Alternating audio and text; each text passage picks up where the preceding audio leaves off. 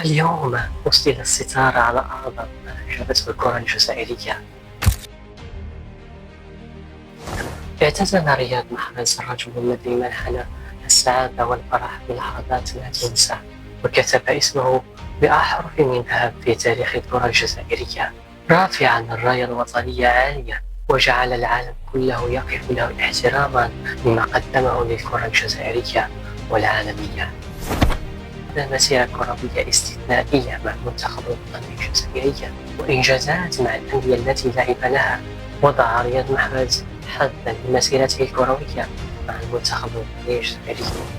وقد خاض رياض محرز 119 مباراة مع المنتخب الوطني الجزائري، مسجلا 40 هدفا، مانحا 45 تمريرة حاسمة، وتوج بكأس أفريقيا سنة 2019، وتأهل مرتين مع المنتخب الوطني الجزائري إلى المونديال، مسجلا هدفين في كأس العالم، مانحا لنفسه ثاني أفضل هداف للمنتخب الوطني الجزائري، ومن بين أكثر اللاعبين مشاركة بالقميص الوطني.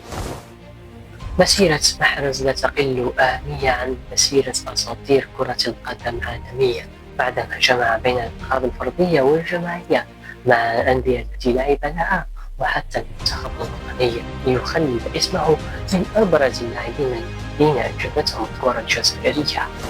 وداعا رياض محرز، شكرا على جميع اللحظات الجميلة التي منحتها للكرة الجزائرية، وستبقى بالنسبة للكثيرين أو الأغلبية